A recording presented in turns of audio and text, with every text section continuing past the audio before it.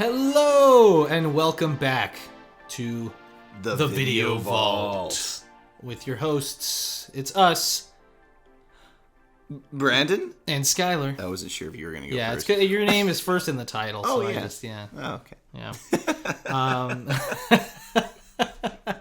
Yeah. Welcome back to the show. Thank you guys for tuning in. It seems like we had a pretty successful episode 1.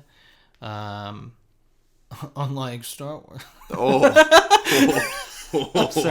I'm sorry. No, I enjoy episode 1. Yeah.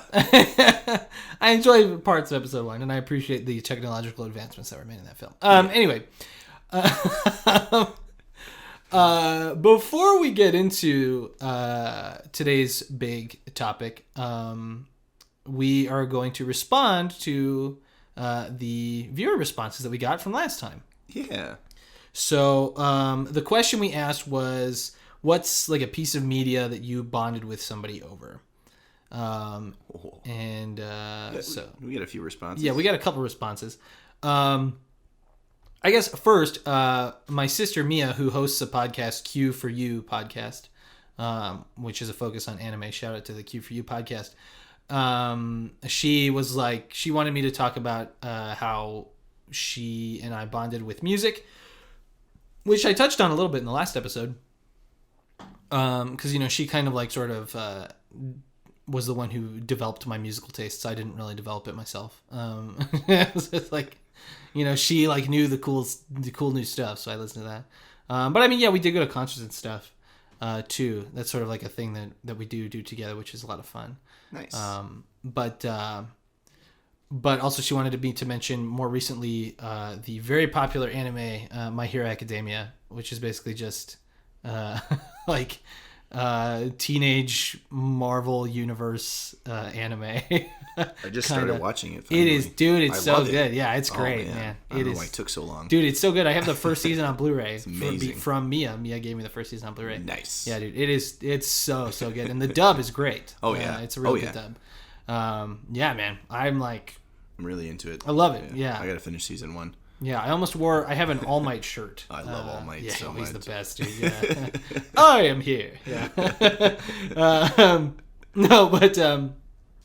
But yeah, she was like, you got to watch the show. It's like, you know, she pitched it to me kind of like that, like a sort of teenage Marvel, like anime kind of thing. And I was like, I like superheroes, and, you know. It's great. And it has a very like Steve Rogers kind of vibe with the sort of main relationship between Midoriya and All Might. But yeah, I was just like obsessed. Like once we started watching it, I was like, whoa, wait a minute, this is like freaking out. This is really cool. Yeah. And all of the Star Wars references, like the Tatooine station, and Dagobah Beach, where he trains on Dagobah Beach, and I'm like, that's so See good. what they did there. I get you. I see you. I forget the guy who created the manga. But yeah, very cool. Yeah, and that was a very recent thing that we were bonding over. Awesome. What about you with Max? Before I read one of the other ones, what's something that you guys are like? I was gonna say My Hero Academia is something that my nephews and niece they introduced that to me just a few weeks ago. So that was a nice little segue. With Max. Let's see, man. It's hard as far as anime goes. Since we're on that same page, we grew up watching Cowboy Bebop. Yeah, dude, Bebop. And then The Idiot Adventures of Photon was another great one. It's kind of rare for people to know, but it's great. It's hilarious. I think I remember you telling me about that one. Yeah, super goofy. Yeah. And then video games and comic books, zombie movies. The Legend of Zelda. Yeah, dude, Zelda. Yeah, we were big gaming nerds growing up. So I passed that along to Max. He would sit down and watch me play, and I would watch him play. We would take turns. It was really cool. Yeah, I remember. Yeah, Mia and I did similar things too, where like, Kingdom Hearts was a big one. Any sort of like RPG kind of game, like a Zelda or something, where it's one player. You know. Yeah. It's kind of like you have that story of like the one sibling is playing the game and the other sibling is like watching them play, and kind of maybe a little bit backseat gaming or like being like, whoa, what's over there? Like, learning about the game as you both watch. I remember we got Kingdom Hearts 2, which mild spoilers for Kingdom Hearts 2, I guess, and we were so hype. But the game opens with like a really long tutorial. Oh. And the tutorial is a different character. It's not the main character from the first game. And so like we got the game, we were so excited, and even Noah was there, my friend Noah, and we were all there at my room, we were playing the game, and we were kind of just sitting there like, well, what's going on? And really the beginning of Kingdom Hearts 2 does not make sense until you get to like the end of the game. Oh. So it's just this kind of thing where we were like, what are we playing? Like, what's going on? Where are the characters that we know and love? Like, what's happening? Like, it was so strange. But that was one of those things that we did bond over, like playing games like that. And I carried that into like, the future, because my mom and I would play the point and click Nancy Drew adventure games when I was a kid. And then I was showing her Grim Fandango from Double Fine, or the Grim Fandango remastered, I should say, because it was originally a LucasArts game. And Broken Age, which was the Double Fine Kickstarter. And I've been showing Anna, my girlfriend, who helped with the branding, who helped me design the logo and everything for this. I've been showing her Grim Fandango and some other cool games. So this game called Wander Song, which is really, really good. We gotta play that because I think you're gonna love that too. It is very much like it's about a bard. Like you play as a bard and you're like destined to. Oh shoot! There's the creaky chair. Yeah, it's the creaky chair. Sorry. But you play as a bard, and this spirit comes to you and is like, the world is gonna fall apart, but if you can go to all the gods of the world and learn the song that will save the world. Sounds awesome. You can do it, and so you play as this like happy-go-lucky little bard, and you like go from god to god. Learning the different parts of the Wander Song, that if you all sing it together in harmony, then it'll save the world. Oh man! But things happen in the game that kind of like complicated it a little bit, and it blew me away. I still haven't finished the game because after I got to a certain point, the world kind of like started to catch up with me a little. like it's outside forces sort of prevented me from being like, I'm gonna sit down and keep playing this nice little game. But yeah, like I hit that point in the game where things kind of shifted a little bit, and I was like, oh my god, this is incredible. And it's just a great little indie game, and I bought it because it had cool cover art. Like that's why I bought it. And I was like, wow, this is a cool cover art. And so I was like sharing that with Anna too a little bit. But that is like a fun, like a weird thing. A lot of people have that kind of story where like they are playing the game, sitting next to their sibling, or their siblings playing the game. Especially because a lot of one-player games are like that, where like they've got like a cool in-depth story, and that's why they're a one-player game, because it's like you want to feel like you're Link, you want to feel like you're Raz and Psychonauts or whatever. We went through the era of narrative storytelling through video games a lot. Nowadays it's just a lot of not just, but there's a lot of multiplayer games, which I'd love to. Yeah, but a lot of like online multiplayer, because look like we lost the. I mean, that's a whole other conversation. But the couch multiplayer, Nintendo is the only group really right now like keeping that alive, other than Team 17, who does Overcooked and handful of independent groups. Yeah, there are independent groups that have done some incredible couch multiplayer games. Yeah. But yeah, we were really like the last few years have been really strong in like the single player, like narrative, kind of like super hyper realistic looking kind of things. Right. So we also like you lost some of the charm of like the chunky polygons of like the late 90s and like it's kind of weird because it's simplicity. It's like it got more complicated and more realistic, and it's like the same thing in animation where it's like the more realistic, the more like adult, and like you can take it more seriously. It's like eventually hit that uncanny valley. Yeah, and then it's like, I don't like. Do we have to take it so seriously? Like heavy rain. Can we just have? Can we just have can we have good narratives and like stylized graphics? Can't we have a good movie that's animated? Does it have to be like that was a good movie for being animated, or like wow that was a good kids movie? It's like, can't it just be a good movie that's animated? Can't it just be a good stylized game? Like Why does it have to be like super stylized? Like, why does it have to be super like realistic? I hate that. Like, it's frustrating. I mean, I don't hate that, but like, it is kind of frustrating to. Oh yeah. Yeah. But anyway, should we read some comments? Yeah. Okay. Yeah. So the first comment comes from a woman named Elizabeth. I don't know who she is. I'm just kidding. It's my mom. Oh. It's like the dial-up sound like started running in my head.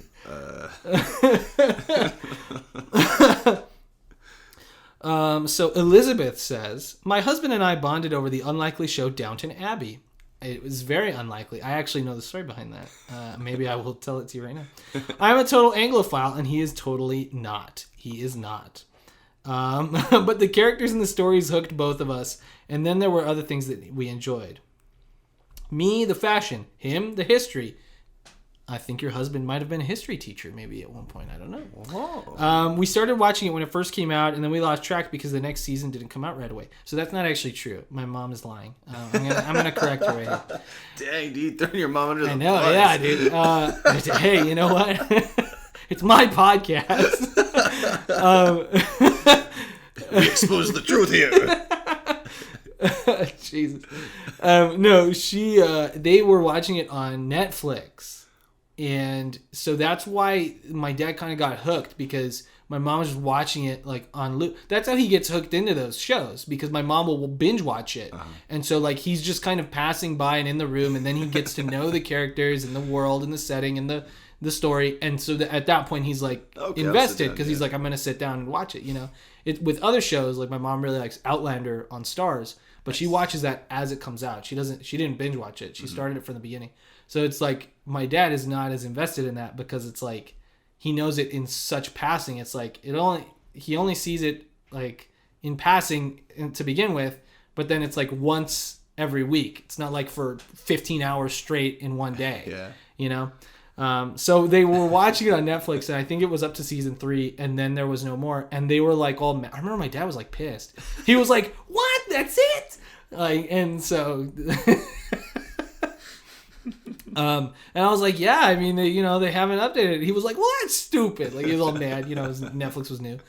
And then years later they got back into it because my mom got Amazon Prime, and they have all of Downton Abbey on there, so she started watching it there. Anyway, so that's what happened. We ended up binge watching it from the beginning when it came out on Amazon Prime. Okay, see, that's true. False truth meter. Bing. Then I got him hooked on Mr. Selfridge, about the wealthy American store owner in London. Interesting. Ooh. Maybe we just enjoy seeing how the other half lives, but I enjoyed watching these shows with him. They weren't our usual common fare, and I think it helped us find more things we have in common. I like that he gave the shows a chance, and it made me do the same for shows that he enjoys, but I may not particularly choose for myself.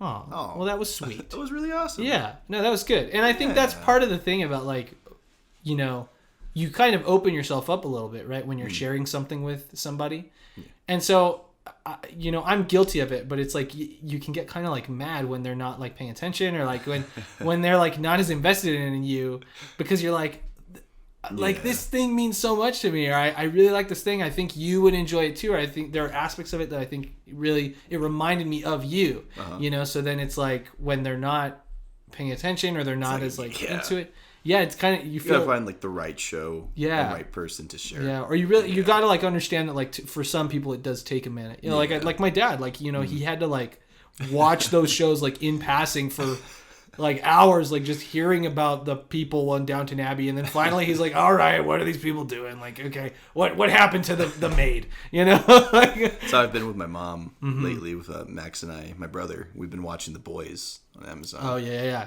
And so I grew up reading the comic. I think it came out when I was in the 6th or 7th grade, and so I had the a little bit more foresight on it. I got Max to watch it with me, but every time I put it on, my mom's around. She like falls asleep. I'm like, Mom, what are you doing? What are you doing? Did you see that?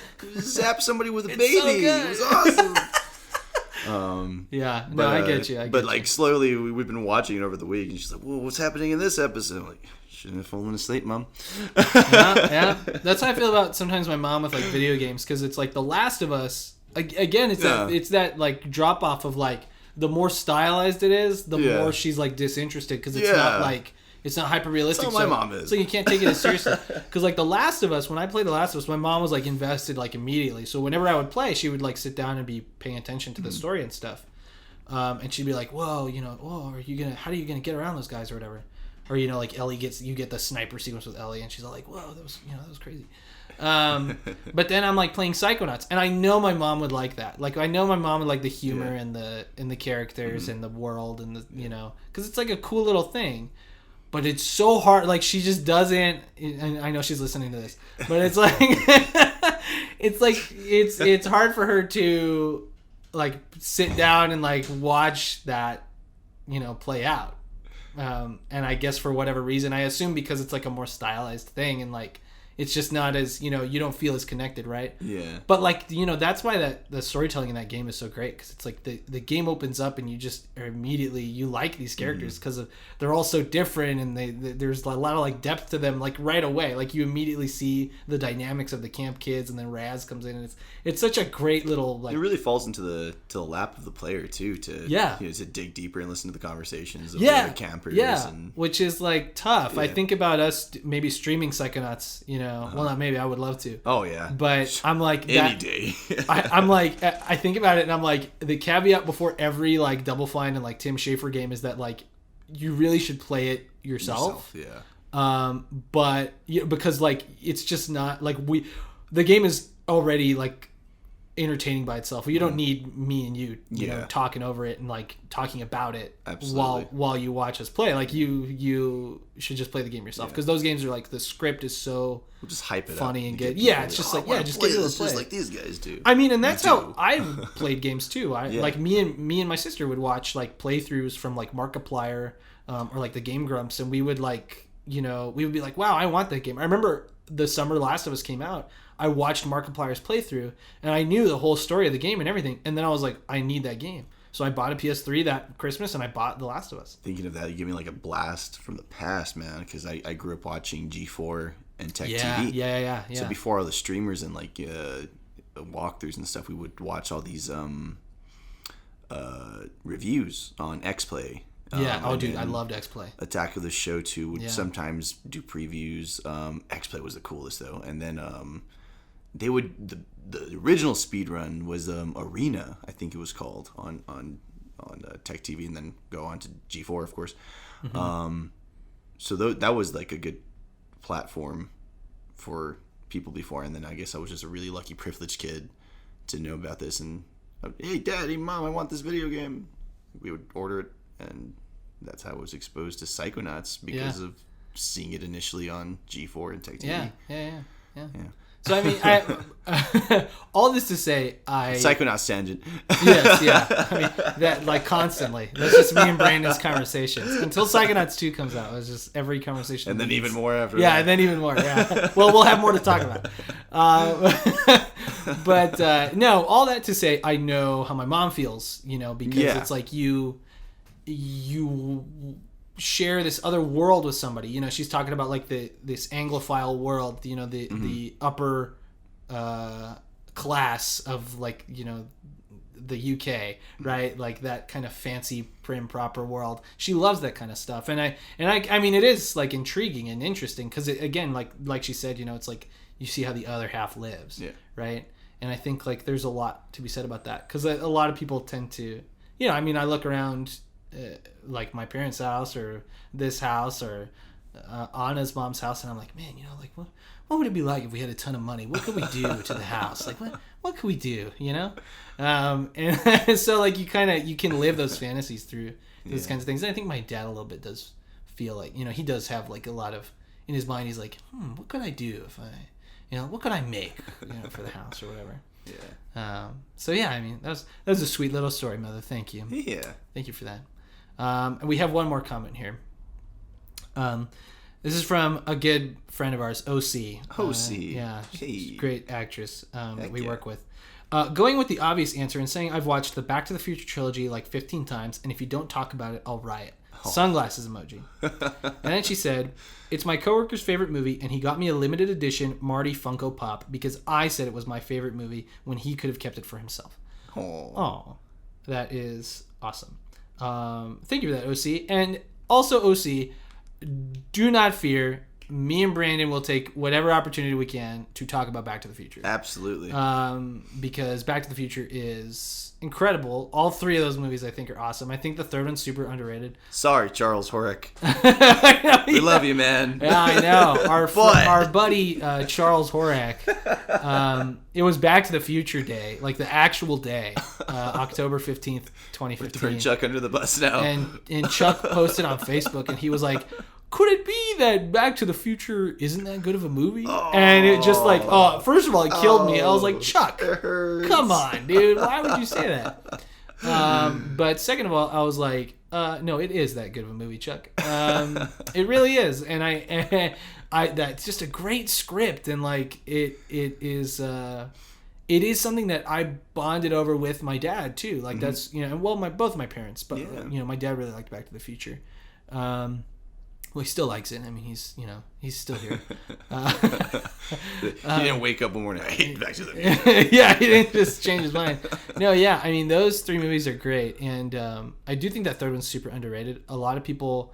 I remember my mom gets mad about the second one because she's like, the thing with his kids is so, like, it just feels like it doesn't matter, Like, and I'm like, well, it's only the first act of the movie, really. Yeah. Now that I think about it, it's like that's the inciting incident is I don't even know, like what, like Biff takes the almanac back to 1955. Like that's what forces them to.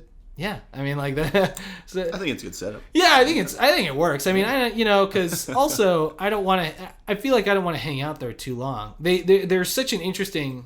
I agree. They talk about that in like the commentary or the DVD bonus features or something where, they're like, we have a really cool opportunity to go back into our first movie and do it from a different angle, like do something weird like that. And the movie is like, it is a weird movie. Like that second movie is so strange.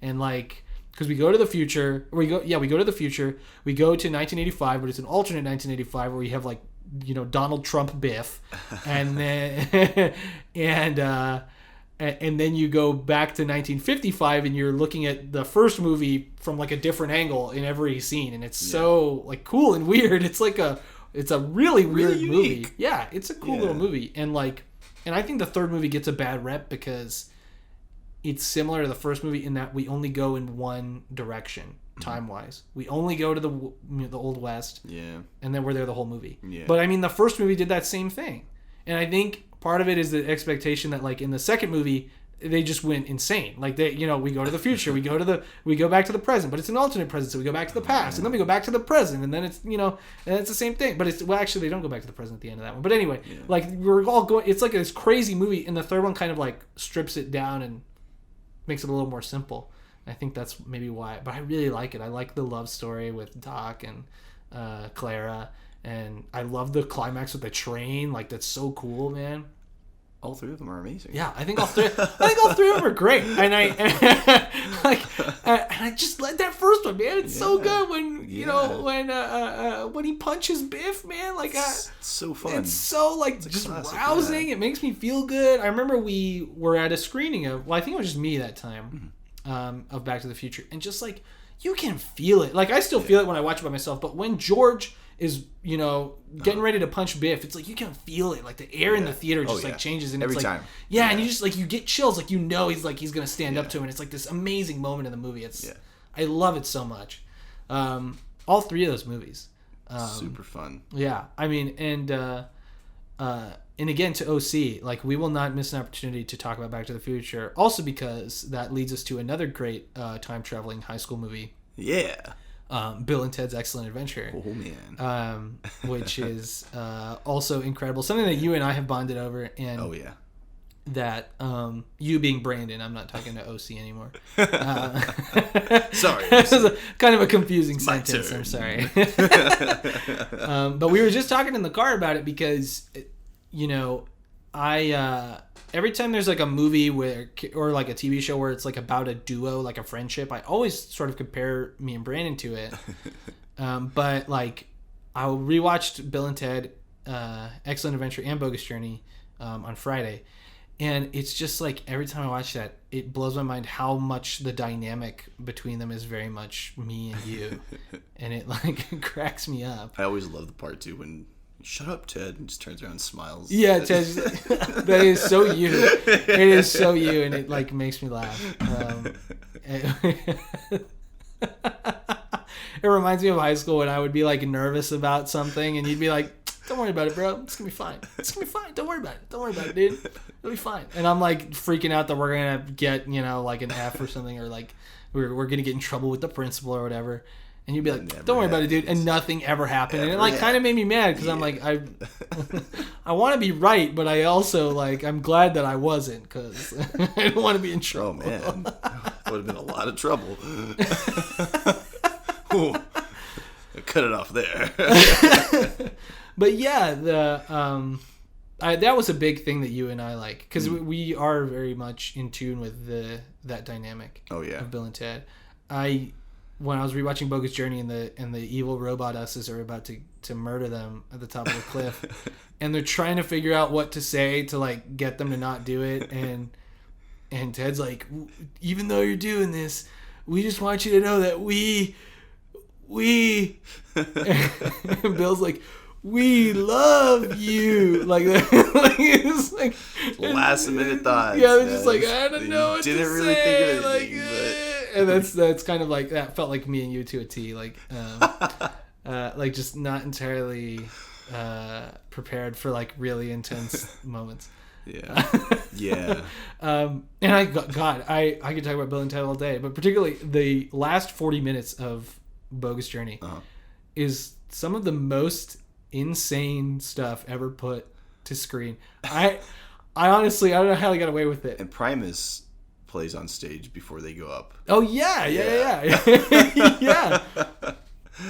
And like just to add to that madness. Yeah, no, it's crazy because and then I was Ed Solomon, the co-writer, he said on Twitter that the climax was originally that their fears escaped from hell, and while Station is building the good robot us's in the back of the van, they're in a car chase with the fears from hell. And I was like, damn, I would give whatever I could terrifying. To put that back in the movie because like that sounds awesome. That sounds so sick. Like Granny S. Preston and the Easter Bunny and and the Colonel all riding in the car going after him like in Stations trying to build the robots. That's so scary. Oh my god, dude! Yeah, it is like I like that would have been so cool because that but the whole like even without that, I love how rousing it is with Station building the good robot us's in the back of the van. It always makes me feel so good. And like that when he finishes building the two robots and they do the air guitar, it just makes me feel great. I'm like, it's like their little shifting movements. Yeah, I love that they're like more robotic than the evil robot us's. Yeah. That's really good, man. It is, God, what a great movie. It's just so visually inventive, like the colors and the face peeling up. Yeah, when they or like when the camera pans down and they like rip open their abs to show that they're robots. Yeah, a lot of great like practical effects there. And actually, I was gonna say that it's weird because watching the first Bill and Ted, it's from 1989, but it is very much like a Hollywood movie. Yeah, like it even though it's like a super low budget, like almost like an indie movie when it came out, but like. It feels like a Hollywood movie because it was like every set. I'm like, there's no way they built that. That was like a set at the studio like they would do in classic Hollywood. It's like, okay, well then they go to the Old West and they get Billy the Kid. So where's the Old West set that they've got on the Universal backlight? Whatever. Right. Like it feels so like, but it feels very like Hollywoody. Like it feels like a movie. There's this weird thing about it. I don't know. Maybe I'm romanticizing it too much, but something about that I really like. It's what's like totally makes it stand out. Yeah. I haven't seen the third one yet. Oh, dude, but it's so good. Bogus Journey is just as unique as Excellent Adventure. Yeah, so. No, that's the good thing about it. Like the uniqueness of those two movies, and the third one is equally. I can't wait to watch it. It is, but it does take elements from those first two movies, particularly sort of like the time traveling history movement from the first movie. They kind of retread that ground, but in a really, really great way. It's so good. Yeah, you're gonna love it. Oh yeah. Well, I already know. Thank you everybody for the comments and everything that we got. We really appreciate it. And we will have the new question for next week's podcast at the end of this episode. So keep listening yeah. for that question at the end of the main topic, which we will talk about after the break. We're going to be talking about our favorite back-to-school media. Ooh, Favorite back-to-school movies. some good stuff there. So, yeah, man. some really good stuff. So, yeah. Oh, there's the timer. Explosion sound effect over this voice.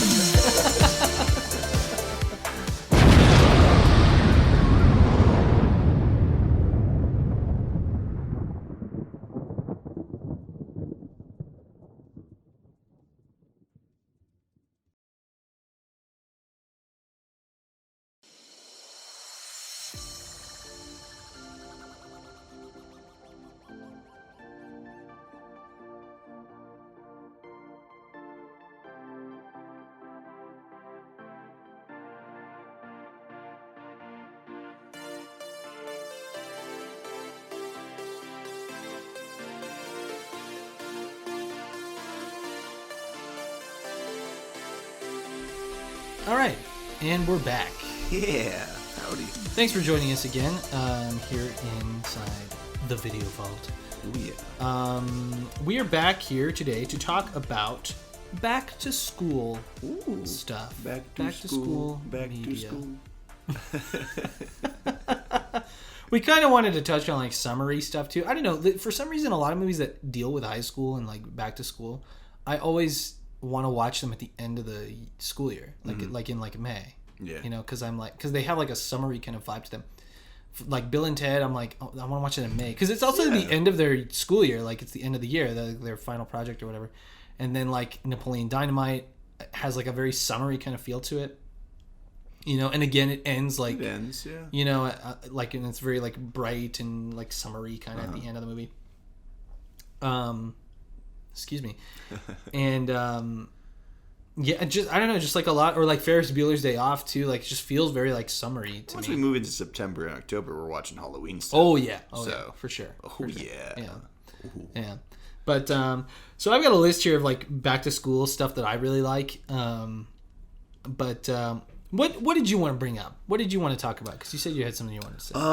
Man, just as far as back to school stuff goes, before we get into movies, video games and comic books, you know, X-Men, I always grew up reading X-Men. It's always a good back to school type subject. Yeah. Xavier's School for Gifted Youngsters. Yeah. New Mutants, since it's relevant right now as well. Yes, yeah. I grew up reading the New Mutants. You know, and they were the new batch of mutants moving in. Really cool stuff. Bully as well. A really cool year-round school video game. Yeah. You know, people would call it the I wouldn't say children's, but more younger teenagers' answer to Grand Theft Auto. Yeah, it was almost like the precursor to like the newer Grand Theft Autos. Right. Because you have like the early Grand Theft Autos, and then you have Bully. Yeah. And then like the Grand Theft Autos, was it just the one Grand Theft Auto after that, or because it's been like 7,000 years since a new Grand Theft Auto? So it was Grand Theft Auto 3, Vice City, and I think San Andreas, and after San Andreas was Bully. Mm-hmm. And San Andreas was the end of that type of era for GTA. Yeah. So it almost was like Bully was ushering in a new era of storytelling for Rockstar Games. Yeah. Mm-hmm. Yeah. It's really cool. Yeah, and Bully is so entertaining. I cannot yeah. recommend even a playthrough of it, even like a popular YouTuber like playing it. It's just so like endlessly entertaining. Absolutely. Because like you can do so much in the games. Jimmy Hopkins. And it is like, it's almost like a power fantasy of being in school. Right. Because it's just like, you want to be able to ditch class. You want to be able to just like deck the kid, you know, across the hall saying dumb stuff. You know, you want to be able to just ride your bike off campus and to go to like the amusement park or whatever. Yeah. And that game kind of gives you that little drive around in a go-kart. Yeah. Yeah. And so you cool. get that. And then you're also like, there's sort of like this seedy underbelly to like the students in the school. Yeah, there's greasers like this. Because it was almost like a period type. Yeah, almost like a little bit. It does feel 50s, like that. early 60s. Yeah, type. it does kind of feel that way. So there's no cell phones. Yeah. Really interesting. Yeah, and then you have like weird stuff like there's like a battle in the sewers, which is like really like it's very strange. And the end of the story of the game, because really even if you beat the story, there's still a lot to do. Oh yeah, you could explore the whole town. Yeah, but really cool. The end of that story is very like climactic and cool. Like you know, isn't it like raining and you're on like the side of the school, like fighting on Gary. Like the roof almost. Yeah, you're fighting Gary. Yeah, so I think it's Gary. Maybe you're wrong. Yeah, I mean that is just like a cool. Like I said, it's very much like the power fantasy of like being in school and being like frustrated about like being in school and like being able to do whatever you want. So cool. It's like a more and it is kind of like in some ways, even though it did come out after like the first few Grand Theft Autos, it does feel like a precursor to like kind of like you could have run with the tagline for the Grand Theft Auto that came out after Bully. You could have run with a tagline like, if your mom didn't like Bully, she's not going to like Grand Theft Auto.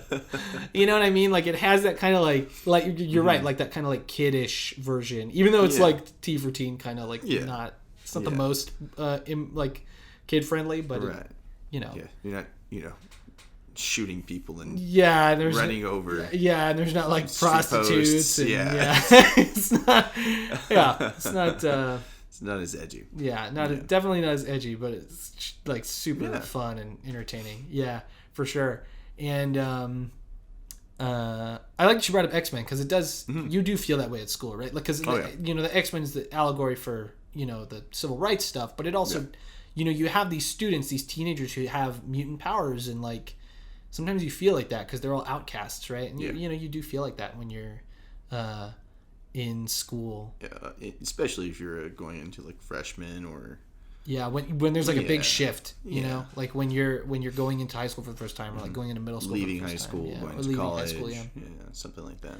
Yeah, so it's like kind of foreign. Like you feel like who am I? You start asking those questions, right? Like. And you kind of do get those answers, and you do learn that the things that make you different, right, are like the things that make you and unique and like awesome, and that's why the X-Men are freaking cool. Heck yeah, man. Yeah, dude. But sometimes I wish I had like a way to navigate school. Wasn't that a great segue? Yeah. No, I wanted to talk about one of my favorite pieces of media about school. Still not touched on movies yet. Is Ned's Declassified School Survival Guide, because it's basically a cartoon in live action. Yeah, I mean the comedy is like nothing nailed it as much as that did. Yeah, like I don't know that there's a single piece of media that tries to do that humor and succeeds in the way that Ned's Declassified did. And it had a really good range of writers and directors on it as well. Yeah. Sorry, but both of us like kind of paused for a second. So I'm pulling up because what movie I remember we hosted. Okay, yeah. So something. I was about to say because I was gonna transition into that. But before I do, it's just that Ned's Declassified is so insane and like it also in a way, in like a wacky way, it like exemplified that feeling of being in school. Yeah, because even like the evil. "Quote unquote" evil teachers, like they still were like good guys, right? Like they were trying to do their best, and they even developed as because they were introduced as the evil teachers. Yeah, right. Yeah, and the relationships grew. Yeah, with the they grow. And teachers over time. Yeah, and there's just so many great like visual gags in that show. It's so I always like, loved stupid. the mannequins. Oh, dude, yeah, around. That's so funny. Like they're carrying someone and they like throw them, and then it cuts to like a shot of the lockers, and like it's like a dummy dressed in the actor's clothes, and it like hits the lockers, and then they stand up, and they're like, oh yeah, that was crazy. It's a classic gag. It's like slapstick. Yeah, no, it's so good, and like. The absurdity of like they dig the pothole so that the bus will do like the super big bounce, and like the toilet flushing episode. The toilet flushing where the school like hops up like 2 feet. Yeah, like they do like a Star Wars parody briefly with the dodgeball episode, which is very funny. They have because the big dodgeball is called the Force, and the gym teachers like use the Force moves, which is great. And God, you have so many good bits in that show, and all those actors were incredible. I mean, everyone was cast perfectly. Gordy, the janitor, who was the voice actor for Cosmo, and Jorgen von Strangle on Fairly Odd Parents, and who was he in Team America? Oh yeah, he's in Team America. He's Spotswood. Spotswood, yeah. Yes. Yes, Gary. Yes. Oh man, it's so good. Great cast. No, yeah, it's an incredible show. The whole series was perfect. And I mean, and it made me feel good. That's the thing about that show. Like, it made me feel like going to school was normal. Yeah, summer ending was normal. Yeah, and it was like fun, and like it made me feel like I had a reason to go to school. Kinda, because I could have an adventure like that. Not as crazy as like the vice principal who's like kind of like obsessed with Miami Vice and has multiple pairs of sunglasses, has a secret room behind. He's obsessed with flamingos, and he has the secret room where he like keeps confiscated items and like. Oh my god! I always thought that's what school would be like when I would leave the sixth grade. Yeah, right. Yeah. This is gonna get worse and worse. But like he has his friends to like navigate it. And I think that's like a common theme you can see in like a lot of not back to school, but like about media about school, about like being a kid, where it's like you have friends to navigate it. Like we were saying about like Bill and Ted, like they have each other. Even Beavis and Butthead. Yeah. And like the writers of Bill and Ted talked about how they were like originally when they played the characters, when they were just doing it as like an improv thing, they were like, well, they were like losers. Like Bill and Ted were losers, and like people didn't like them. But when you have Alex and Keanu, they're like really like charming and likable. And so they're like still losers, but not in like the classic sense of like they're gonna get beat up by the jock, but like in this other sense of like, at first glance you're like, oh, those guys aren't gonna do anything with their lives, but like they are, because they're just, you want them to succeed because they're so like charming and likable, and they have but ultimately they have each other, and God, one of my favorite things is like how Billy the Kid and like Socrates introduce, they just become like everyone they pick up becomes friends with them like right away. Like no one is like, and even like in the sequel when they have to deal with death, like Death sort of begrudgingly becomes friends with them, to the point that like at the end of the movie Death is like super insecure about how, because like they keep talking about Station being really cool, and they're like, you also have like a gnarly Martian butt, and Station's like, Station, and Death is like, I've got a pretty good butt too, like, and he's like, it's like at the beginning he's like annoyed with them, but then by the end of the movie he's like, well, like, I'm cool too, like you guys, right? Like they're just like infectious in that way, and I think I just love that you can find that theme in a lot of like high school sort of media, right? Or like middle school kind of media about like these characters who can make it through these difficult times because they have each other, right? So the thing you wanted to talk about was that we were hosting a screening of Better Off Dead. Yeah. And Better Off Dead was the writing and directing debut of what's his name? I know it. I know it. I'm going to be so mad when you say it. But he directed multiple episodes of Ned's Declassified.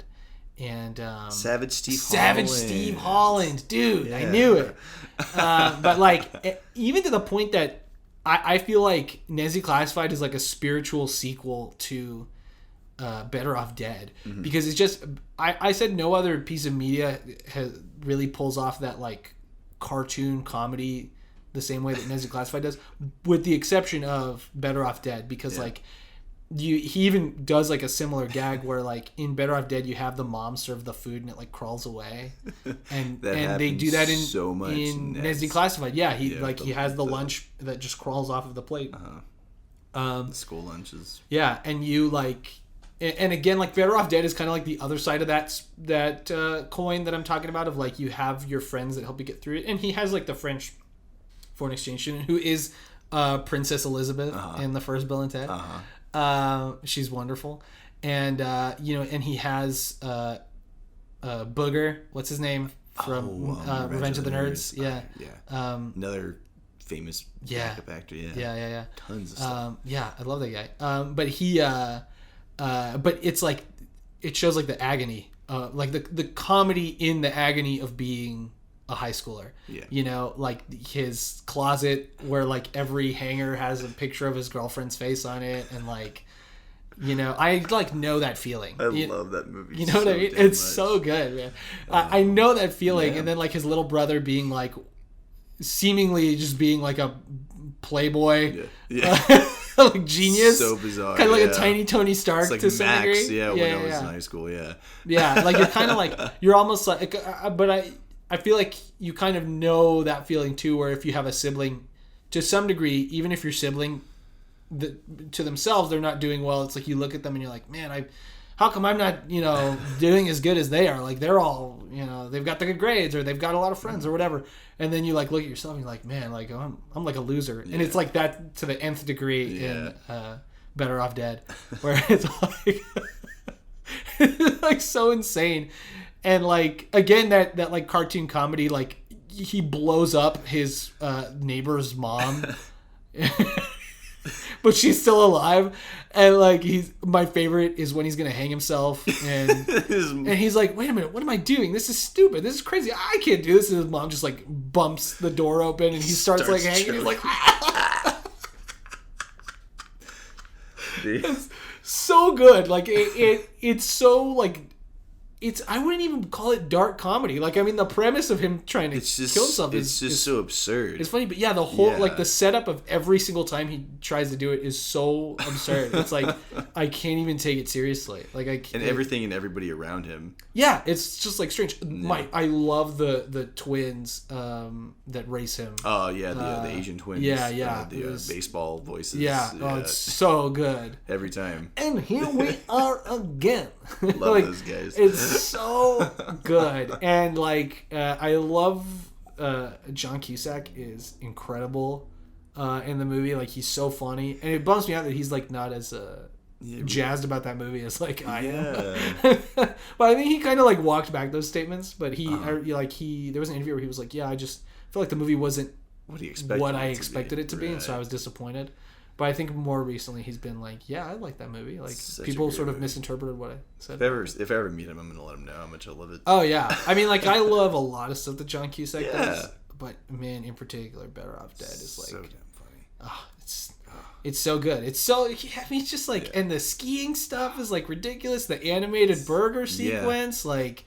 It's just like an inventive movie. And Nancy Classified also did a lot of that kind of thing where animation. Like they would do like little animated kind of things, or like the daydream stuff, or like just this, it was like this hyper reality that you buy into. Like it's not the comic book humor. You're just so nutty. You're not going like, well, it doesn't make any sense. It's like the humor is that it doesn't make any sense. Like the humor is that like you wouldn't go to a school where the I don't know like where you, well, I guess now you would go to a school where you have iTeacher, but that was one of my favorite things is iTeacher. I forgot about iTeacher.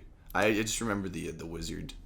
What was he? I don't even remember. Was he history, science? Oh yeah. I think he was because he's like a Dungeons and Dragons kind of guy. Yeah. Also in tons of backup. Yeah, he's like a I know that guy actor. Yeah. Same thing with Booger. Things. Yeah. So a lot of those actors in Ned's Classified. Yeah. You do get that. In fact, the math teacher that sort of torments Cookie, she is. I always recognize her as Adam Sandler's assistant in 50 First Dates at the aquarium. And it like blows my mind because she's like very different in both those roles. Everybody who was in because again they're these like distinguishable. They're these like character actors, I guess what you would call them. And they're great. I mean, it's just so. Oh, I gotta rewatch Ned's Classified. We'll do a whole episode on Ned's Classified where we rewatch. We'll rewatch the whole series minus the one episode that is no longer available anywhere. I think it's a copyright issue. There's an episode where there's a teacher that's like, hey Ned, it's cool you don't have to be a rock star to be cool. And Ned's like, but I want to be a rock star. And then at the end of the episode, the guy, he actually was in a band and he like plays a song at the end to like teach Ned a lesson. Man. But I think there's something going on with the rights or something, because that's the one episode that like you can't get anywhere. Can't find it anywhere. Yeah, it's annoying. But the whole show is on Amazon, so yeah. Other than that, I'm gonna scrounge the internet for like old DVDs or something. I know. Yeah, I was thinking about that. I was like, is there any way we could find it? And, like, somebody has to know where it is. Where is it? No, yeah, but Nancy Classified is definitely like up there with, at least in more recent times, like the some of the best. I think at least some of the best like comedy in like relation to school. I love that stuff. I really can't think of anything. Yeah, I mean, similar. Yeah, because it's interesting because Savage Steve Holland is like, he does Better Off Dead, which I think is also 85. I think it was. I think it's 85. Yeah. And then you flash forward 20 years and you have it as Declassified. 85. Yeah. It was 85. Yeah. Same as Back to the Future. Wow. Karate Kid and a lot of good stuff. It's great. Even though people hate the 80s, or I say people, I mean Brendan and Carlos always talk about. Brendan and Carlos, our friends, would always talk about how like the 70s and the 90s had great movies and the 80s sucked. Like they'd be all like, they all had great movies. Like whatever, man. It's your perspective. When we talk about movies from the 90s, we'll talk about Encino Man, buddy. Love that one. What's the line? Wheeze the juice. No juice wheezing. And then he's in the Goofy movie. Yeah. Another school movie, kind of Goofy movie. Encino Man too, as well. Encino Man a little bit, yeah. You kind of have that trend of just like characters in high school, but kind of like the high school thing is like almost incidental, right? Like even the Nickelodeon's Good Burger is like, he's in high school, but it's beginning of summer, and then he messes up Sinbad's car, and then Sinbad's like, "You're gonna pay for this." And he's like, "Okay," so he gets the job at Good Burger. So it's like they're high schoolers, but it's not like, it's not important really. Like, it could have been anybody. It could have been his boss's same car. Thing like Bill and Ted. Yeah, it's not quite that important. Like, it's important to the climax, right? Like, but then once you get to Bogus Journey, they're not in high school anymore, right? So I guess they were seniors in the first movie. That was like their graduation. Yeah, maybe. I don't know. I don't know. But like, whoa, brain spaz didn't see that for a second. I was like, what? But yeah, so one of the other movies that I wanted to talk about that is like one of my all-time favorite like school-related movies, that school is important to the plot, is School of Rock. I was going to say, that's the next one we're going to talk about. Yeah, because I think Jack Black gives like the performance of his career. Oh yeah. I think, and I love Jack Black. I mean, I think everything he does is great, but I really think that like nothing will be as perfect for him as School of Rock. It is just like quintessentially the Jack Black role. Like, that's everything you want from a Jack Black performance. It's in School of Rock, and like, it's just so him. Like, you believe it every moment. There's not a second I don't buy it. It really paints like, wow, what else did this guy do? What else can I see? Yeah. I want to see more Jack Black. Yeah, it's like, if that's the first Jack Black movie you watch, you like want to watch the rest of his movies. Oh yeah. Yeah, and like, the kids in that movie are incredible. Yeah. Like, to have found kids who can act as good as they do, who have the comic timing that they all do, and who can play instruments like they do. Because I believe all the kids, at least the ones in the band that play the instruments, they all can play those instruments. They all could play those instruments at that time, because they all can now. Because there's like the reunion video where they all play the song again. Yeah. I know, it's so good. And actually, there's a great interview with Jack Black where he's talking about School of Rock, and he's talking about like how he's proud of that movie the most, because in his mind he thought, if I can get any movie right, let it be this one. Let this be the movie that does it, because it, he could feel it on set, like the way that Richard Linklater was doing the movie. He was just like, it had like this. I need this to be good. We're putting all this effort into it, and it came out great, and everybody loves that movie. Funny enough, I didn't see that movie when it came out. I remember my parents were like, meh, School of Rock, meh. Like, they were kind of like meh about it. I didn't watch it until like high school. Yeah. And I remember my dad was like, yeah, it looks dumb, whatever. As he often is with, a few things. And then you kind of have to, like, force him, similar to the story my mom was telling. You kind of have to make him sit down and, like, watch a thing. And then he's like, oh, I actually kind of liked it, yeah. But I remember my friend Noah, again, he was like, dude, they're playing School of Rock at the library. You gotta watch it. Like, come on. Like, well, come with me and we'll watch it. And I was like, oh, dude, I would love to. So I asked my mom, and she was like, yeah, and Mia came with me, my sister. And, of course, at that time, the library didn't have it was the public library, like, by my house. And the library didn't have, like, a big fancy TV. They just had, like, the little square CRT TV stuck in the ceiling, And they have, like, this giant room, like a party room, filled with chairs, and everyone's watching School of Rock on this tiny TV. Small TV. But it's packed. Like, the room's packed. Everybody wanted to watch School of Rock. And my mom stayed because she was like, it'd be a waste of my time to, like, drop you guys. Like, the library was just far enough away where it was like, Like, so she stayed, and she was like, oh, my God, that was incredible. Like, we all, like, fell in love with that movie. And that's, like, the power of that movie, because we're sitting there with our necks craned up, like for like 2 hours, like, watching this movie on this tiny screen.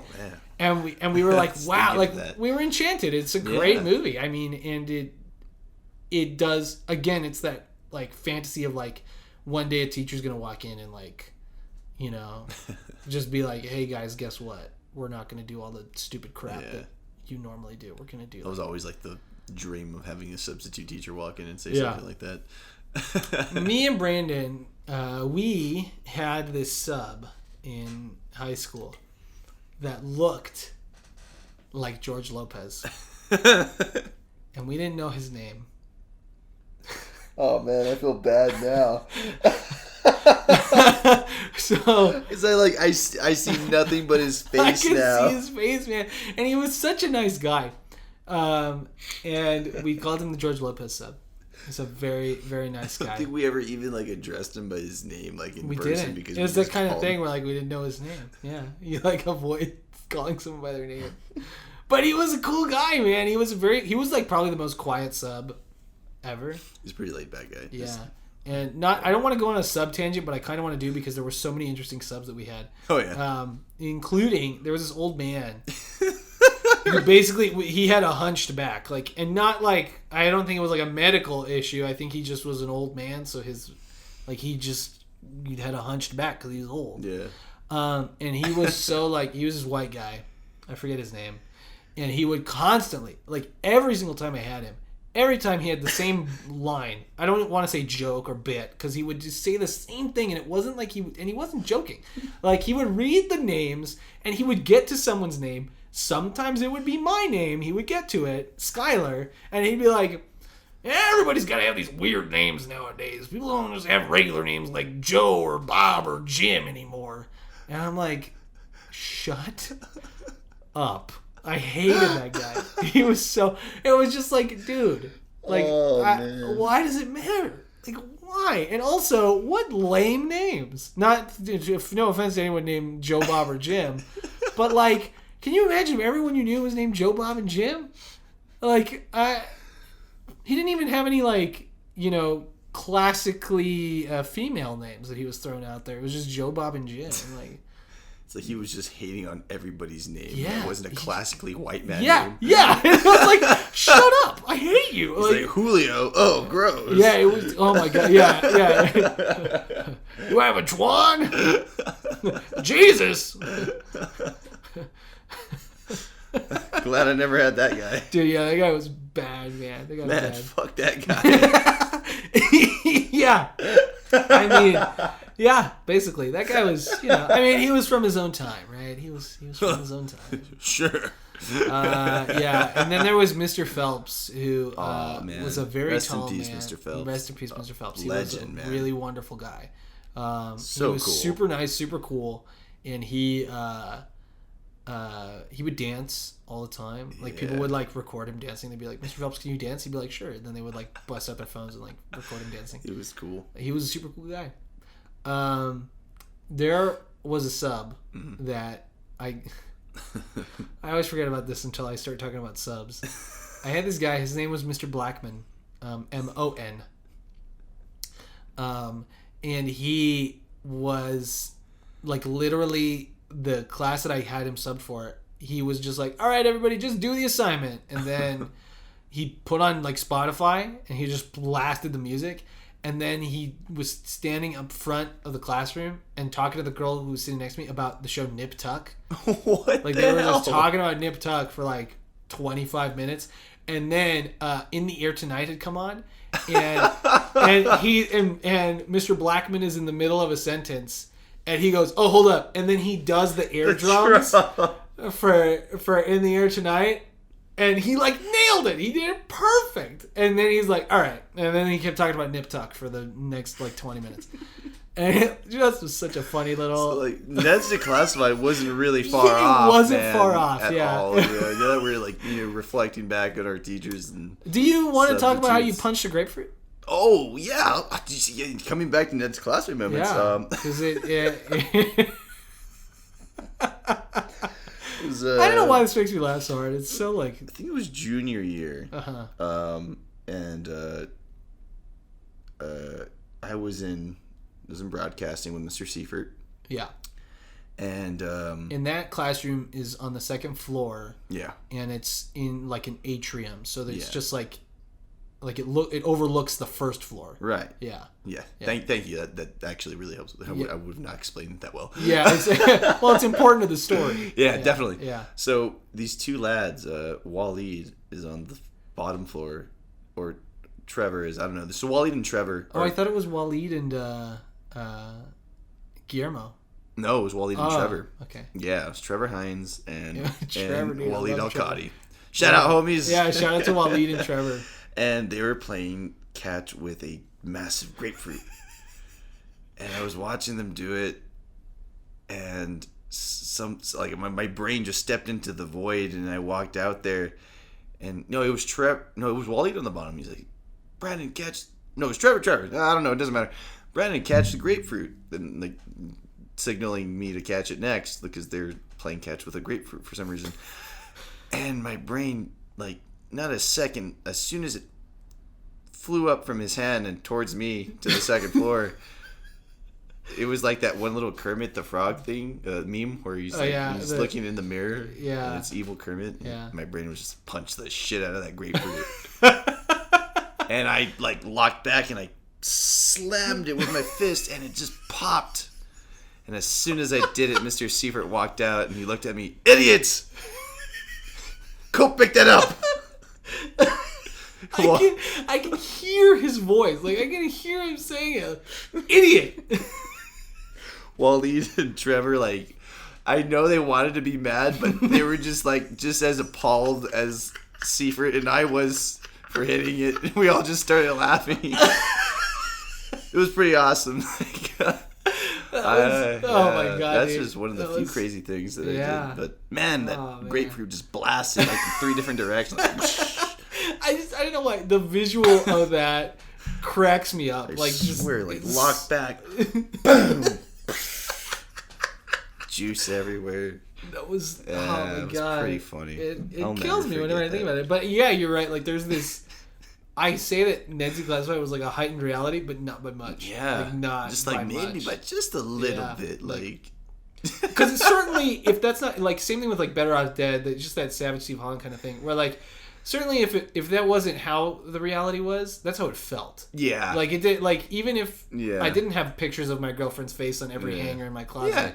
It felt like when you end a relationship, it feels like Yeah. the world ends like that. you know? It's yeah. very like good representation of the ironic heartbreak. Yeah, that like the irony in the heartbreak. it's like where like the John Hughes stuff took that stuff really seriously, which was good that it did that. Yeah. I think I think it was really important that we had a filmmaker like John Hughes to take young people seriously. But I also think young people or people in high school or elementary school or middle school or whatever, like I think they do have the sophistication to kind of like laugh at their problems a little bit, because you kind of have to, especially when you're like going through those big like mood swingy hormone changing moments in your life where like you kind of have to look at it and be like, it's a little ridiculous. Yeah. But it's not, that doesn't mean that what you felt wasn't real. Right. You know? Where The Breakfast Club and like Pretty in Pink and 16 Candles are telling you like, it's okay that you feel that way. Those are totally valid feelings. Yeah. And you are feeling them. Don't let anyone tell you aren't feeling them. Like stuff like, you know, Better Off Dead is like, those are valid feelings and you did feel them, but it is a little like ridiculous. Yeah. Like it is a little like silly. Yeah. You know, and even John Hughes kind of steps into that with like Ferris Bueller. Yeah. You know, Ferris Bueller has that kind of silliness about it where it's like, you know, the emotions are real, but also like they're like heightened. Like Cameron is like you believe the character and you feel that character, but also like there are the moments like when he's singing, you know, when Cameron was in Egypt, it's like ridiculous because you're like, oh my god, just get out of bed. Yeah. You know, like that, like why are you? Like, Yeah. Like stop it, like snap out of it. You know. But yeah, there are those moments in high school and middle school where you're like, it feels like the world's crashing around you, or like things are just so ridiculous, and you're like, how did we get away with that? Punching grapefruits. There was another story I wanted to tell, but I'm like, I think I want to save that for another episode podcast or something. Yeah, when we went into the theater department. No, with Ian. Yeah, with Ian. I was just saying which time. With our good buddy Ian. I love you, Ian. That's a good story, but it'll have to wait for another day. I've always been anti-conspiracy theory, huh?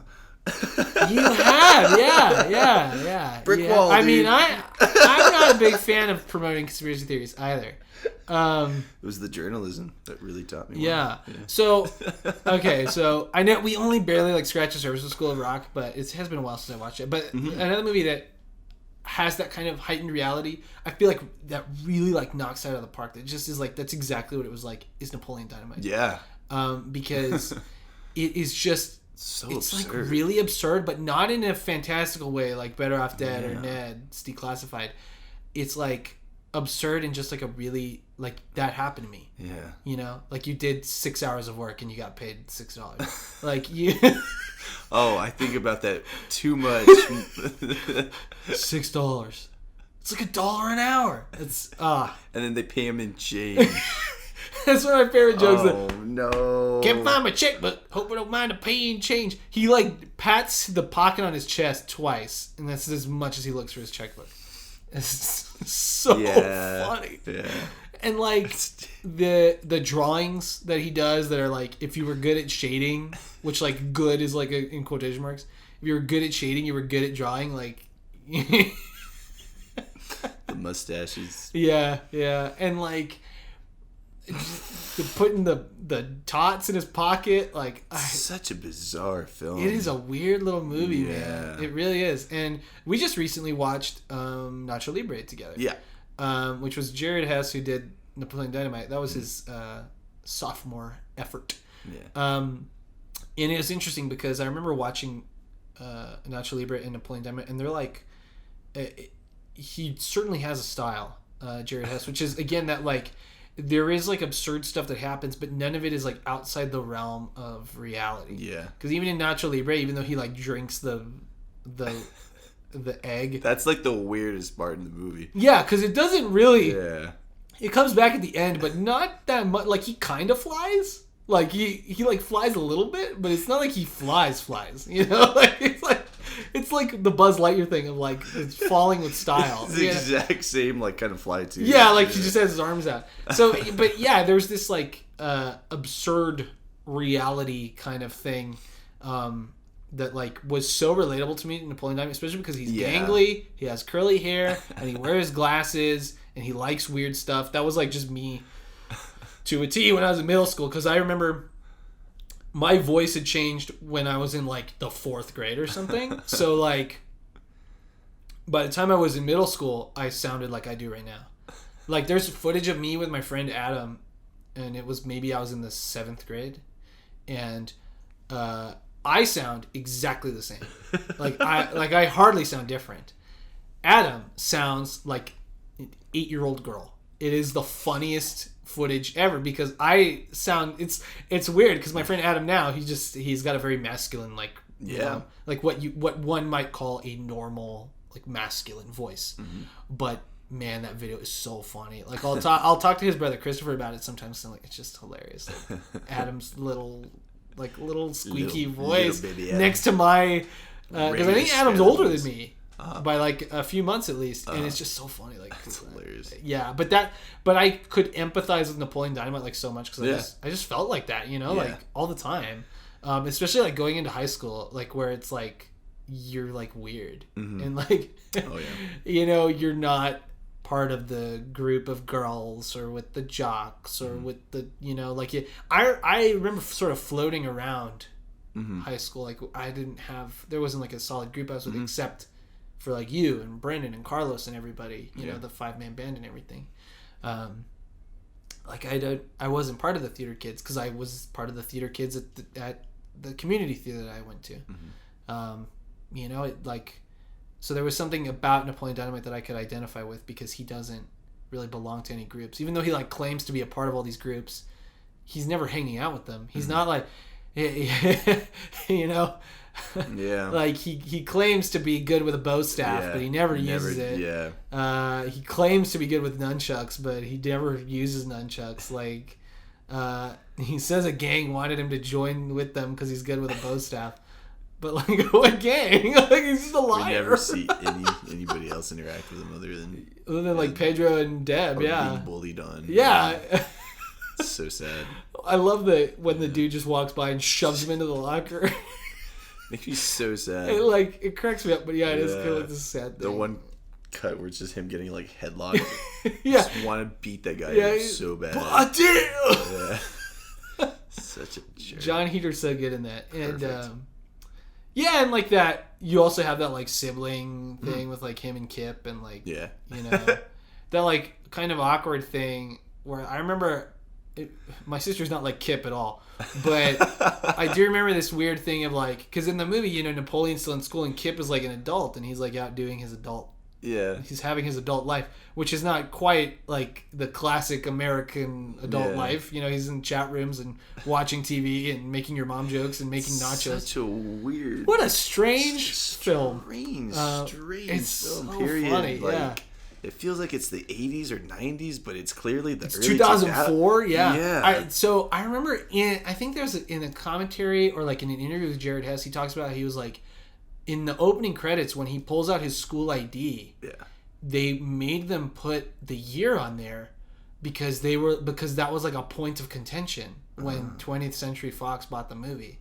They were like, we don't know, people don't know what year it is. Like that's confusing to the audience. So like we need to know what year it is. Damn it. So it says 2004 on his ID, but like that's the only thing in the movie that really tells you what year it is. Because it's like, but do you remember, like, at the time, in 2004, 2005, like, around that time, when we were, like, going into the 5th grade and into the 6th grade, like, for me, my house was built in the 70s. My dad drove a VW van from 1970, 1980? I can't remember. Like I didn't have internet, like good internet until like 2008. So I always felt like I was in the 90s until 2008 because like just the way that the car my parents had was still from the like 1998. So like everything in my life was like older. I didn't get video game consoles like right when they came out, so I was always behind on that curve. Like I always felt like I was behind everybody. Like I was still stuck in the 90s. So Napoleon Dynamite being in this weird like bizarre world of like we don't know what time frame it takes place in. It's kind of 90s, kind of 80s, but they have like this modern sort of feel to it, kind of. I don't know. So, like that was very relatable. I think it's just something that really captures the essence of the early 2000s really well too. Yeah. Because it's something that a lot of people just like didn't have access to right away. Like it was this weird gray spot of it is weird. The early 2000s is such a strange time, like with media and stuff too, in particular, because you have like the 9/11 thing. Carlos and I would talk about this all the time about how 9/11 ruined like media, because after 9/11 nobody wanted like goofy things. Nobody wanted like stylized, like you couldn't make Jim Carrey's The Mask. You couldn't make music videos from like the late 90s, you couldn't, like, a music video couldn't look like that anymore. Yeah, things just got really... They got really, like, somber, edgy and real, like how we were talking about earlier with like the like video games and like animated movies. It's like, well, people won't take it seriously unless it's like super serious. It can't be a comedy, it can't be silly, you know, and it has to look super realistic. Like things just became black and white almost. Yeah, like the Zack Snyder kind of thing. Yeah. Like I'll actually that's kind of it to a T. And I don't want to like dunk on Zack Snyder right now, but like it is kind of that. Like after 9/11, everything had to be like a Zack Snyder movie where it's like really dour.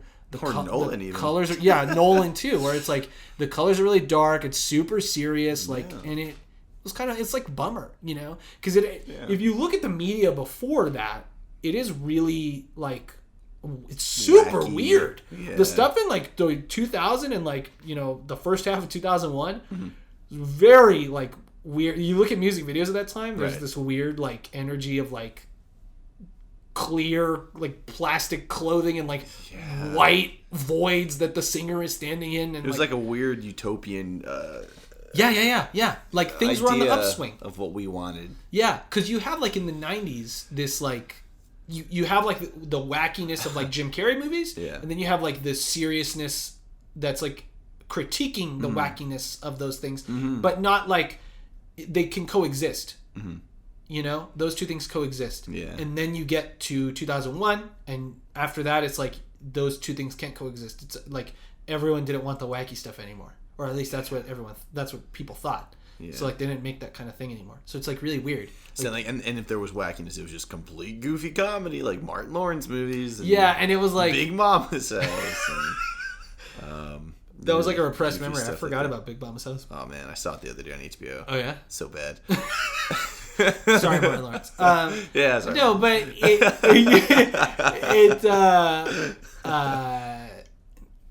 it's like it is weird because the comedies. It's like people didn't know what to do with comedies after that, and it's kind of why I remember Mr. Sunday Movies, another podcast host and YouTuber.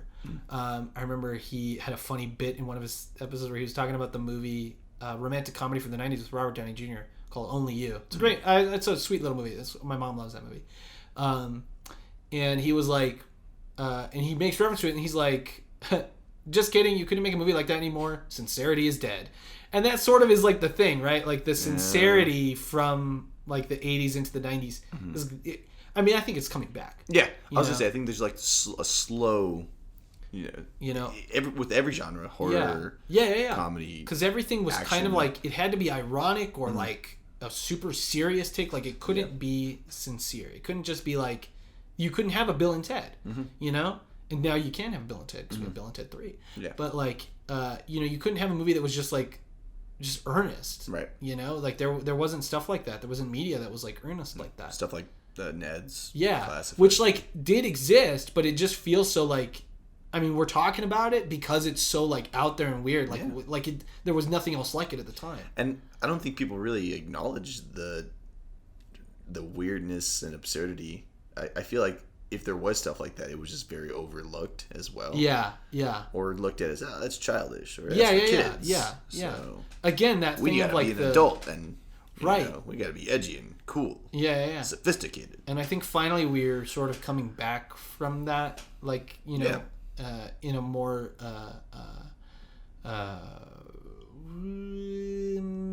mainstream, that's the word I'm looking for, mainstream. In a more mainstream way, we're coming back from that. Because again, like, it's not like Napoleon Dynamite and Ned's Declassified didn't exist in 2004 or 2005. Right. But like, they were the outliers. That wasn't like the norm. Yeah. You weren't seeing those things like that, you know? And that's also like, you have the rise of the HBO stuff. I mean, like, you have that in the late 90s, because I think Sopranos started in the late 90s, didn't it? Yeah. But like, I think so. You have those like super dark, serious HBO shows and like just the premium channels starting to do like TV shows, and all of them are super edgy, super dark, super, like adult. There are a few comedies in there, but even then they're, because it's an adult network, like, they're just still like this kind of like dark thing. There's only a handful that I can think of off the top of my head that are like straight up like bright colors, it's a comedy, like it's outright a comedy with some like drama, you know, like it's. I can't think of anything then. Yeah, it was just like it's about 20 years later now. I can think about like Sex and the City was kind of like that, you know, because it's not like dark. It's just you know, and it was like a comedy, like, you know, but it even that was very, I think, defined by the era. Yeah, very much so. I mean, you watch Sex and the City, you look at like clips from that show now, and it's like it very much was defined. Yeah. On the turnaround now, there's a lot of stuff that's just that also underlines the drama, but we have stuff like Barry. Yeah. That's a good action comedy. Yeah. And I think people are stepping back more from the serious narrative and just or even like the thing for me too is colors. Yeah. I hate it's bleak, washed out, almost virtually black and white. Right. You know, and I mean, if that's the tone you're going for, I'm not saying that you can't do that or that it doesn't work. It's just like there's just too much of it. Yeah, it's just like we had that for so long, and it's like, ugh, you know, we were oversaturated and no saturation. Yes, yeah, yeah. So I mean, like that's partly why like the school stuff is always so cool, because you know, and you go to any like middle school and elementary school especially, you have such creative like teachers, and like they have such bright colors on their bulletin boards outside in the hallways, and you know, if you go to like a public school, like kids are always wearing like cool, different, you know, bright, vivid like the, you know, you look at different outfits and they're from all across the colors of the rainbow. Like it's not, the world isn't this sepia or like dark, edgy, scary place. And even though when you're in high school and middle school, it might feel like, you know, the world is dark and frustrating, and you know, especially like as you're growing older and becoming a teenager, you do kind of come like there's that like sort of moment of morality where you like realize like I'm not going to be around all the time. Like I'm going to be gone one day, and like I feel like I'm wasting all my time in school. Like you like start to lose your mind a little bit, you know, or at least I did. I remember having, you know, moments like that where it's like, what's the point of this? Like I should just be doing stuff that I want to do. Like why am I here? Oh yeah. You know?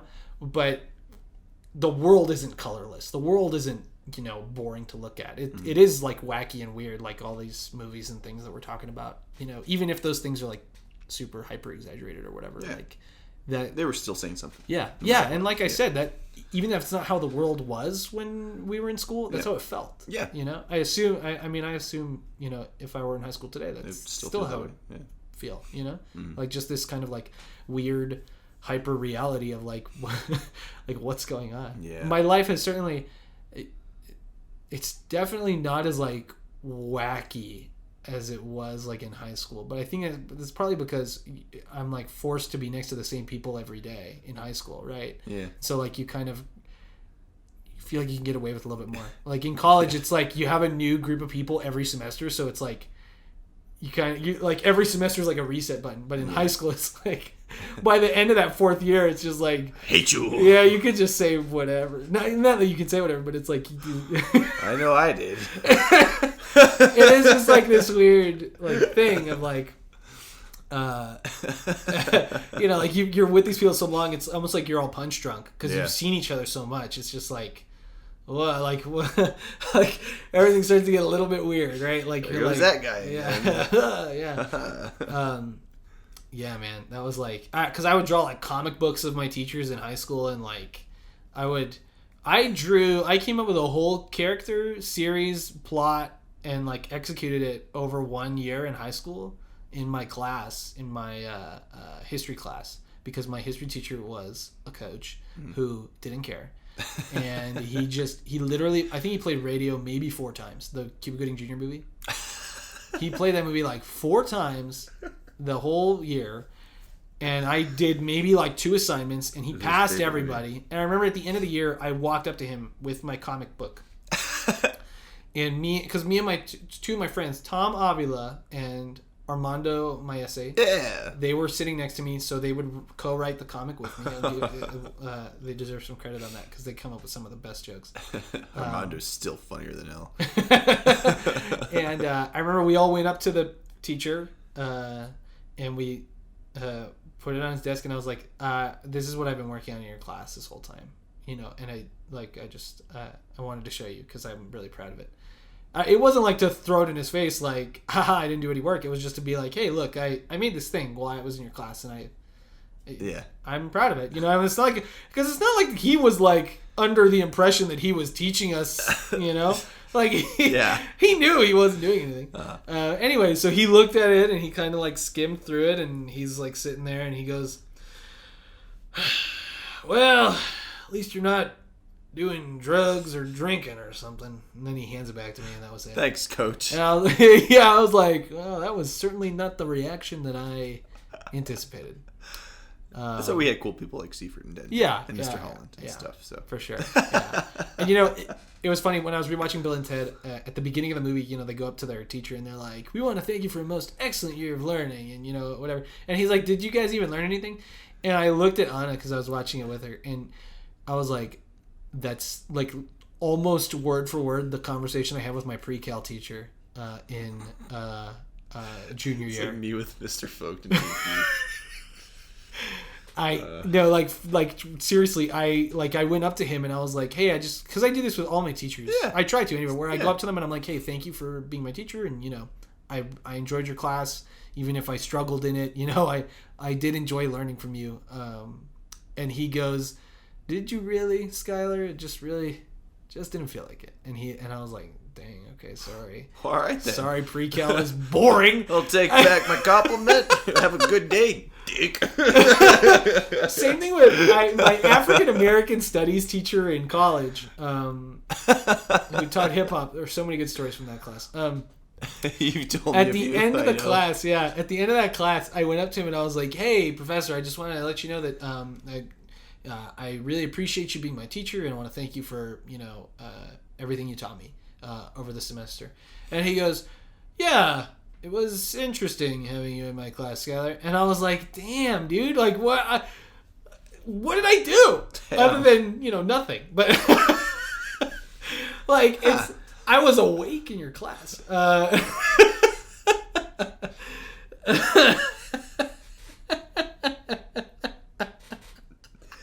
Dang. Glad I don't have to tell those guys anything. No, yeah. I think if anything we've learned through this conversation that all the goofy movies and stuff are not that goofy. No. They're genuine. I mean, that's what it is. It's that they're genuine because it's coming from a genuine place. Like whatever we make that takes place in a school, because we have multiple scripts of things that take place, or it's about high schoolers. It's not necessarily about high school. Yeah. But they all came from a genuine place, and they're all wacky. They're like the like a detective story, or whether they're a detective story or a supernatural comedy or what have you. Like they are coming from a genuine place because we felt those feelings. We lived those lives in high school. Like it doesn't come from nowhere. Yeah. And it's like it's a lot of fun. All these stories.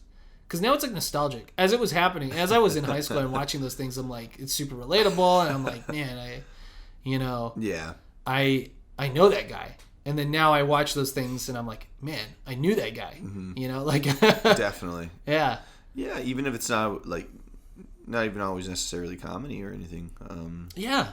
Like X-Men, coming back to X-Men, and you could feel even Wolverine not necessarily being one of the young ones, but he didn't always fit in with the X-Men because he was always the rough, Griffey type. Yeah. So yeah, there's always somebody who felt like that. But it's really cool. It's growing up. Yeah. An experience in life. Yeah, I think so. And I think that's why I like superhero stories with like younger people. Mm-hmm. Like Into the Spider-Verse is like, because it's a turning point in your life, and so like to represent that through like superpowers is I think like a really strong thing, because again at the end of the day what the character learns is that like it's not, this thing isn't something that you should be ashamed of, it's something that you should like embrace. That's a part of you, that's what makes you. It's like you are Spider-Man Miles Morales, like you're not, that's not something to be, you shouldn't freak out about that, you shouldn't be embarrassed by that, you should embrace that. It's that, and again, that like coming together, that teamwork, that you have your friends to help you through it. Yeah. That's what it is. Heck yeah, man. Yeah, man. It's good. It's good. Oh yeah. Wrapping up on some good Yeah. Good little feelers there. Good little feelings, yeah. Well, I hope you guys enjoyed today's episode. We don't know what next week's episode is about. Maybe it's a surprise episode. Maybe it's a surprise. Maybe we don't know. So we're wrapping up at the end of summer now. I don't know. Maybe we could talk about some action movies. Maybe. What's sci-fi? something? Yeah, I don't know. We're going into September, so sci-fi might be good. Yeah. I don't know. Maybe we'll talk about just one thing next time. We sort of like we did like a broad stroke. Bounce today. around. Yeah, maybe next time is like a singular movie. We'll ask you guys on Twitter. Yeah, maybe we will. Email us. Comment on our posts on Facebook. Yes, yeah. If you YouTube. guys want to... Oh, well, here's the question of the week, of course. Oh, yeah. Is what is your favorite piece of school media, I guess? I want to say back to school, but it doesn't have to be like about going back to school, you know? Like I said, like Bill and Ted takes place at the end of the school year or whatever. But yeah, I mean, like, what's your favorite piece of media about school? And it can be anything. It doesn't have to be a movie or a TV show like we talked about today. You know, it can be a video game or a book or a podcast or something. You Comics, know? Comic, anything. So just tweet at us at Truman Pictures or, you know, comment on Facebook, Truman Pictures, or shoot us an email at trumanpicturesstudio@gmail.com. Remember, that's 2 S's, Truman Pictures Studio. No spaces or special characters or anything, just trumanpicturesstudio@gmail.com. Oh, yeah. Go ahead and send us an email and tell us a little story. Oh, God. Oh, no.